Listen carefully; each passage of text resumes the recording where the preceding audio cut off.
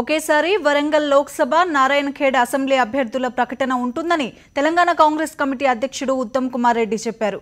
ఢిల్లీలో ఆయన రాహుల్ గాంధీని కలిసి అభ్యర్థుల ఎంపికపై చర్చించారు. వరంగల్ కాంగ్రెస్ అభ్యర్థిగా మాజీ ఎంపీ వివేక్, సర్వే సత్యనారాయణ, రాజయ్య, ప్రతాప్లతో కూడిన లిస్టును ఆయన రాహుల్ గాంధీకి ఇచ్చారు.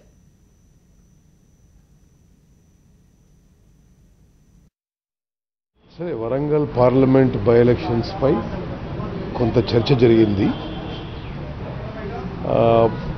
ఆ అభ్యర్థి ఫైనలైజేషను బహుశా రేపు కానీ ఎల్లుండి కానీ ప్రకటించబోతున్నారు. సరే, కాంగ్రెస్ పార్టీ తరఫు నుంచి కూడా కొంత ఒక సర్వే చేయిస్తున్నాము. ఆ రిపోర్టు ఈరోజు నైట్ అన్న రేపు మార్నింగ్ అన్న వస్తుంది.